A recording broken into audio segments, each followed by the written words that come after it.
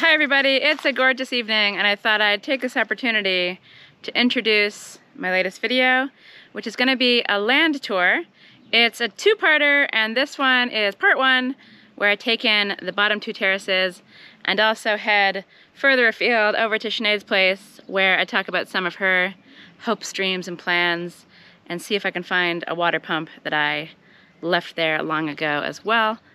But before I get into the land tour, I thought I'd give a little bit of background about the place. I bought it in August, September 2020, and I moved in about 6 months later. I paid around 14,000 euros, plus another 2,000 or so in fees. It's half an acre, which is around 1,800 square meters. It has a water spring. It has a well. It has about 30 olive trees. And when I moved in, it had a plum tree, a beautiful lemon tree, fig tree just there, and it had an apricot tree, which died soon after I arrived. It's also got some grapevines peppered around the place, and probably some other surprises that I'm forgetting. It's very lush. The garden is very productive, and the soil seems good, and it just is a really lovely spot with an amazing view, and I feel like I got an absolute bargain. So that's some of the background on the land itself. Let me take you on a tour, talk about what I want to do with the land, but also give you an update on what's happening now. So let's get into part one, and then part two of this will come out tomorrow, so you don't have to wait too long.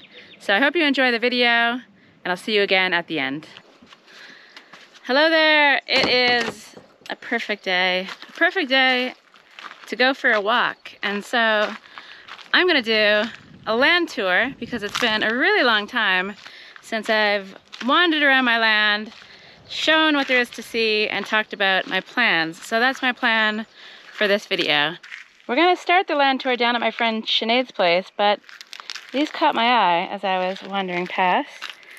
I got them just as a small little bunch from a neighbor of mine, stuck them in the ground, completely neglected them, and here they are looking all fabulous and bright and fantastic, and it's, yeah, amazing to see. I'd really love to incorporate more flowers into my place, so whatever these things are, I don't know, I'll have to figure it out, because they seem low maintenance and very, very beautiful. So I imagine there's probably lots of things like that on my land that I just haven't really noticed. I've been really going for it inside the house, doing a lot of work in there, also focusing a lot on the water tank. So I haven't been spending too much time on the land, and I imagine there's lots of wonderful little surprises like that have sprung up around the place. But before I explore my land too much, I want to take you over to my friend Sinead's place. Her land borders mine. She's one of my best friends, and she'll be here, I think, in less than a month to move to Portugal permanently. And she's got a lovely piece of land, and lots of exciting things are gonna be happening over there that I'm gonna be sharing on this channel. So I figured we'd start over at her place and then work our way back to mine. And that way, hopefully, I can give you a really good idea of all of the plans we have, all of the things to come, and also all of the exciting things that there are to see right now that I might be discovering along with you. And so we're on Sinead's land right now. She's got a little piece there. This is hers here. My land is just beyond those yellow flowers. And I figured we could start up by her stone barn thing and then work our way back. So she bought this place a couple years ago, and she's only moving here permanently, as I said, in a month, and she has lots of big plans that I don't even know, but there are a few things that I have an idea about, so I'll share that. Oh, but first, before we do, I left something here a very long time ago. Through all of this grassy stuff, past the olive branches that I'm going to chop up to use as mulch, past this very small but very productive lemon tree. I've already put those into a chutney. Beyond the beautiful yellow flowers, there's kind of a cliff. This seems a bit treacherous. But in here is a water pump that I forgot last year. I don't remember the best way to get to it. It definitely wasn't this overgrown when I came down here in the summer. And basically what I did was brought a little water pump and one of my portable batteries and hooked it all up to a hose so I could water her trees down there because there's not enough of a drop for it to work by gravity. So I did that, and then I left the pump in amongst this chaos. So let's see if I can find it. Let's see if I can even access it. So it's definitely very swampy, very treacherous, very itchy down here, and I don't even know if I can see this thing. Probably should have brought some kind of a machete. I'm just gonna go for it. I'm just gonna go for it, see what happens. Don't exactly know what I'm standing on.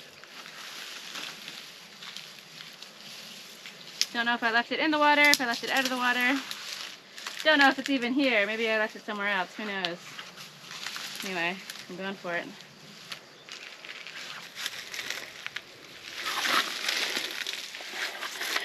Okay, stepping in cold water, but I've got my brand new, ridiculous Croc-like shoes, so that's a lot better than it was.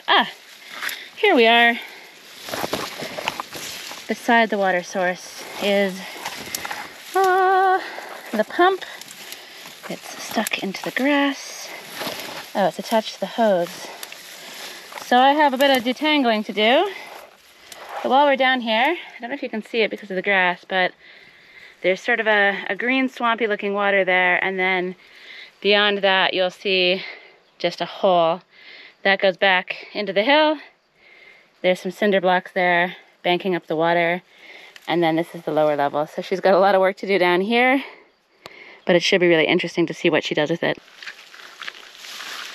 Okay, I've liberated the water pump, and the reason I wanted to do that, besides the fact that it's just not really good to leave your water pumps strewn around the place, is because I want to do an experiment with this smaller pump circulating the water around my water tanks. And when I do that, I'm also going to do a video all about my water systems, all of my off-grid water systems, because I do have a lot to share. I've put a lot of work into it, and it's finally turning into something that is what I was hoping it would be from the beginning. So it's been a slow process, but I'm getting there. So let's leave the pump there and go look at the barn. So the land is, I think it's 0.8 of a hectare. So I guess that's 8,000 square meters. And speaking of water systems, this is going to be Sinead's IBC tank. I'll set it up over there with the help of some permaculture students this weekend, but I'll go into that in the water video when I do that. This is her little barn that she's going to turn into a tiny house. And legally, she can build this up to 30% larger than the existing footprint. I think it's going to come out in a slight L, have 2 stories, something along those lines. And she's very into natural building, just like me, so I think she's going to aim to use straw bale. And I think to do it all legally, you have to have contractors, so she'll figure out who does natural building, certified, and hopefully get it done that way, and then do all the interior building on her own, I think is her plan. She's probably gonna have a nice patio out here, and I'm pretty sure she wants to have a natural swimming pool somewhere out front as well. So lots of really exciting things. She's got an architect on board. The drawings look really, really cool. We'll be sharing tools, we'll be sharing ideas, we'll be helping each other out a lot, and you'll see a lot of the work on this land over on my channel as well. So figured I'd give a little sneak preview of that. And let's get the pump. Don't want to leave it here and forget it in the grass. So that's one side of her land. She's got loads of trees, lots of olives, lots of fruit trees. We'll visit those another time. But over on this side, a little bit closer to my land, is where she's going to put up a yurt and live in that while she works on the tiny house. So that'll be over here somewhere in amongst these olive trees. It's a little bit more private than the other side, and I think it's really lovely over here under the shade of these beautiful cork oaks. So now we're coming back onto my land, where there are some quite treacherous holes. I'm probably wearing inappropriate footwear. And let's take a closer look at my trees. Let's start with my olive trees. I have 30 on my land, and they've never been pruned. I did have a crack at pruning one of them, and I feel like at first I thought it was fairly horrible, but now I kind of feel like I did an okay job. But the rest of them are quite neglected, especially these ones, which have a lot of dead stuff on them. So I think it's too late to prune now, but I might actually try to cut off as much of the dead stuff as I can, and maybe try to clear out a little bit of the interiors, because it's gonna make it really hard to pick if I don't. But you can see the little flowers are on the way. And despite this tree looking very scary as far as dead branches and being overgrown, it does seem to have lots of little flowers on the way, so that's surprising. My trees have always given me loads of olives without too much effort, so hopefully this year is the same. And over here we have a Williams pear tree, and it's looking really wonderful. All of my trees seem to be giving loads and loads of fruit this year. These trees are all about 3.5, maybe 4 years old now. And yeah, I've got some little pears on the way. Previously, this has only given me maybe about 4 or 5 pears. Last year's haul was pretty bad. And I have another pear tree over here. Let's bushwhack my way through these peas. I think they're wild peas of some kind. I don't think these things are edible, but they are very beautiful. Or maybe they are edible. There's loads of stuff in here that's edible that I wouldn't know about. I don't know much about foraging. I'd love to learn one day. And then you have this funny tree. This is also a pear tree, a comis pear, and it's funny, it's my two-dimensional tree. I can't really get it to grow in the other direction, out this way or that way. I don't see any signs of flowers or of pears, but this did give me a few pears last year, so maybe this is a later flowering variety. I don't really remember. But it's looking healthy as far as the leaves go anyways. And let's come back over here to the orange tree. And this tree didn't really do much for me last year, but this year it's packed with orange blossoms. We've got some little oranges on the way, and it smells incredible. Got some bees buzzing around, and yeah, it's looking really, really impressive. I probably should have trimmed this terrace because it's difficult to walk on, but it is actually quite beautiful to see all of the bees buzzing around.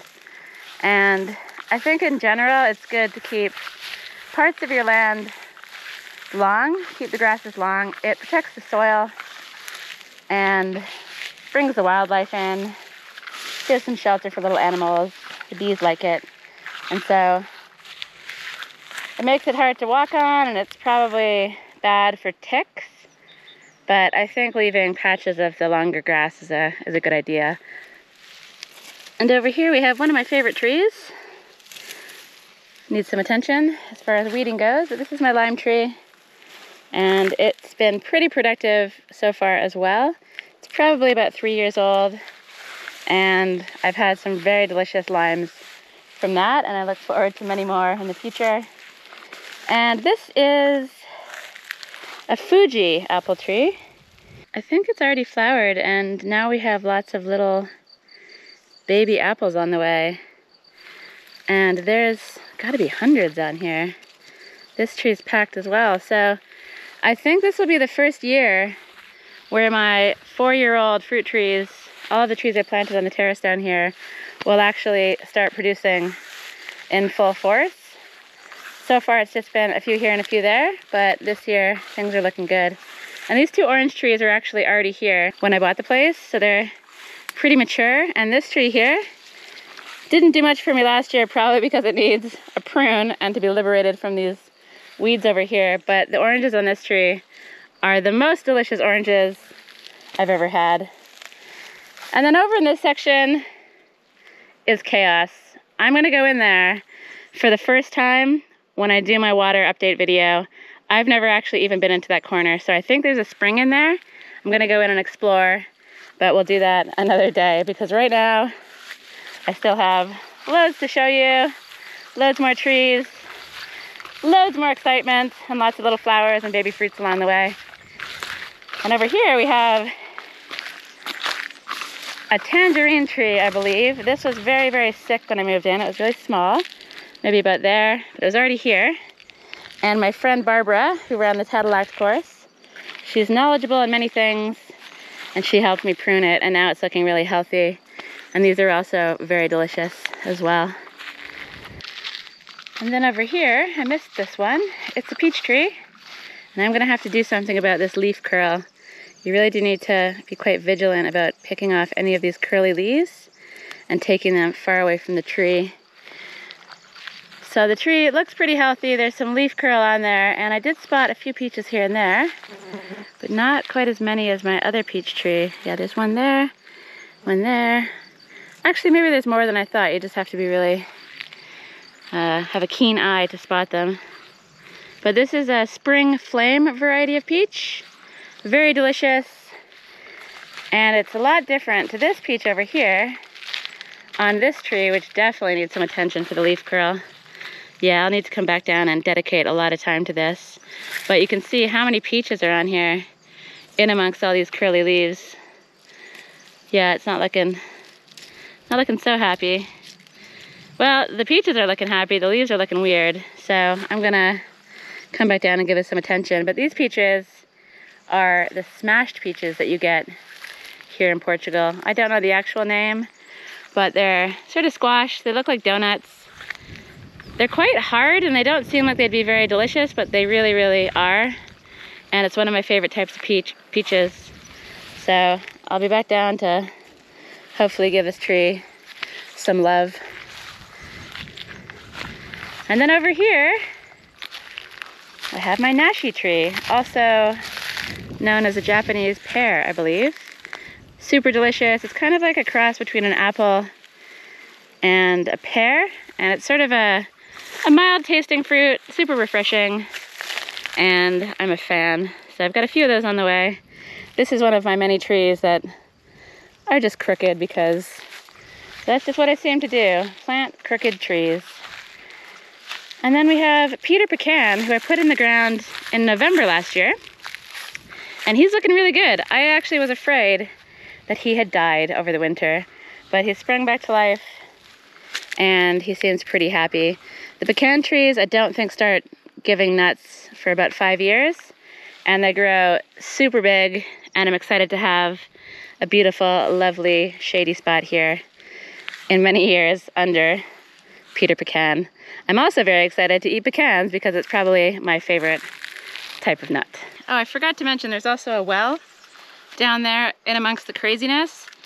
I forget about it quite often because I don't really use the water. I have plenty up at the upper spring, but it's nice to have it there as an emergency source. But I really like the bottom terrace. I have visions of keeping it as a food forest and not really doing any building. I think I can squeeze 2, maybe 3 more trees on there, and I'll do my best to do that. And perhaps in the future, I see a world where Sinead and I have chickens together and share that responsibility, and it would make sense to put them either down on my bottom terrace or over on her little patch of land over yonder that we walked through. But perhaps I'd also put a chicken coop up here on the 3rd terrace.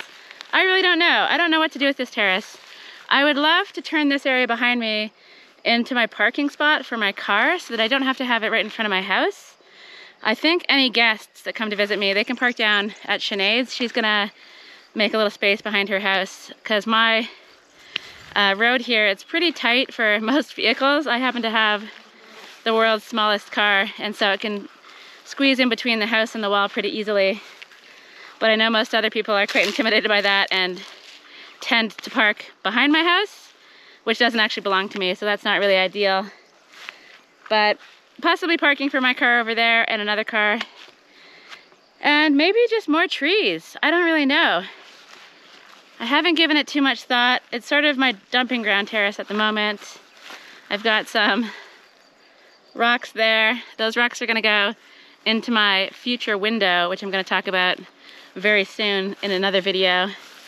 And I've got kind of a dumping ground over there in the back as well. But I also have a few interesting trees on this terrace, so let's walk around and I'll show you what's here. I have more unpruned olive trees on this terrace. There's 30 all across the land, and so they're dotted all throughout the place. And this monster tree, it's probably only 2 years old, and it's a neem tree. And I don't think it's the type of neem tree that you get the oil from. It's some kind of Portuguese variety, but it's beautiful. And this will be the first year that it flowers, and I've heard that they're really, really nice. So I'm looking forward to that. This is here because I was planning on the parking being here, and this will offer, I think, some pretty nice shade. They grow pretty tall and pretty bushy, and so that's the plan for that. And then over here we have, I think this is another tree I planted at the very beginning, so it'll be about 3.5 or 4 years old. And it's an almond tree. And as with all of my trees, it's also packed with way more fruit than it's ever had before. They're kind of hard to spot. Oh, oopsie. And they're fragile, so I won't be touching any more of those, but it's got almonds hidden all throughout here, and the tree is looking a lot healthier than it was last year. So that's very good news. And this is an apple tree. And I think this one is a Gala apple. I'm not sure. I've got 2 apple trees. This one and the one down there that I already showed you. One is a Fuji and one is a Gala. And this one is a little later to flower. I do see some baby apples up there. And I see lots and lots of ants climbing on this tree. I don't know if that's a problem. Yeah, there's loads over here. So I don't know if the ants can kind of just hang out on here, or if they'll damage the tree and the flowers and the apples. If anybody knows if I should deal with these ants or just let them hang out here and live their best lives, I'd be curious to know. I did also have another tree over there in between the neem and the almond. It was a walnut. Oh, and I also tried an avocado, but both of those died. So I'll probably try to stick some other tree over yonder, leaving enough space for a couple of cars still. And then down here I have my faraway wood store. This will eventually be gone. I'll probably put some kind of garden in here, maybe flowers, and the wood store will be up beside the house, which makes way more sense. And this is my very low-tech compost bin. I don't really do much with it. I kind of just let stuff decompose. I'll cover all that food with some vegetation and stuff. I just haven't gotten around to it yet. And I put my food bucket there, cover it with some stuff, put some more dirt on it, and just kind of layer it like that. And then I leave it. Like I'll leave this one all year, and then at the end of the year it's ready. So this stuff's ready to go in the garden. And it's looking pretty good and pretty packed with worms. So part of my tank repair has been to put these new pipes in. And I have the old pipes running through the land. So eventually I guess I should dig those up and take them out. And then up here, I don't know. I just don't know. It's kind of a nice little flat terrace. It has been flooding, but I'm wondering if by fixing the tank, that'll solve the flooding problem because there was a leak there. I don't know. I don't know what to do here. Maybe nothing. Maybe more trees. Maybe an extension of the garden because I actually want to extend my patio out into the garden, taking some garden real estate. And so maybe I'll move a little bit more of the garden down here.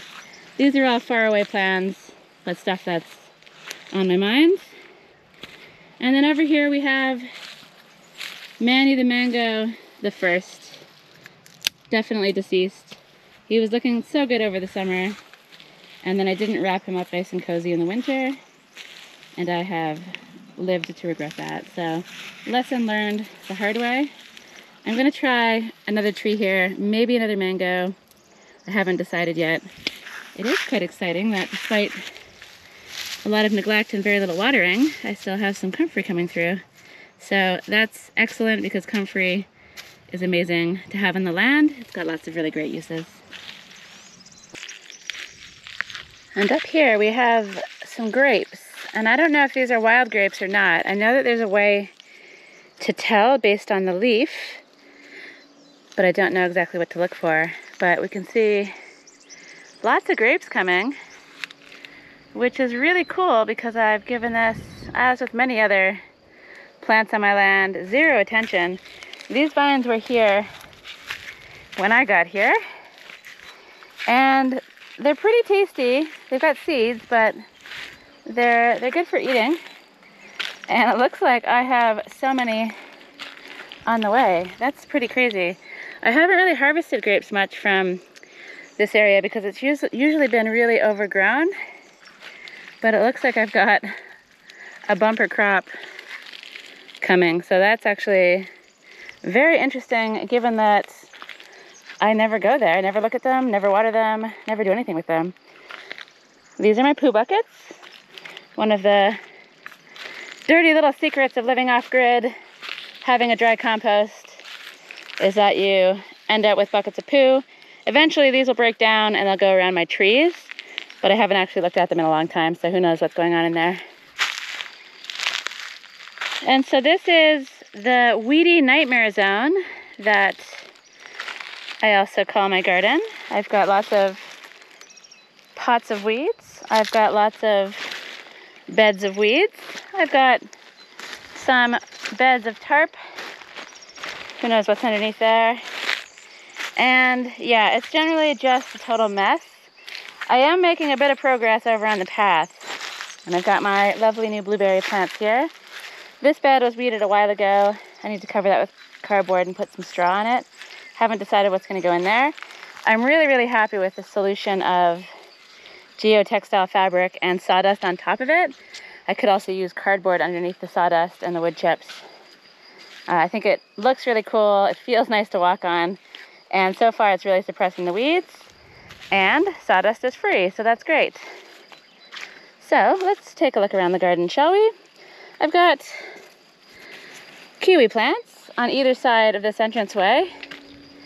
And my future plan is to have some sort of a pergola archway type thing with a gate and have the kiwis growing over top of it. So that's a beautiful, lush entranceway, possibly going further down that way.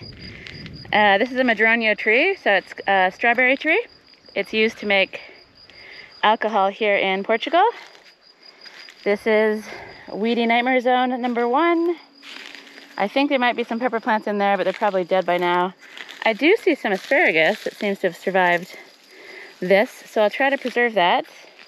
I'm gonna have help from a bunch of permaculture design students very soon, and I'm gonna focus all of our attention on this garden, getting the beds ready, getting it up to standard. This is another lime tree. Got some limes on the way. For a small tree, this produced quite a few limes last year, so I'm excited to see what it does this year.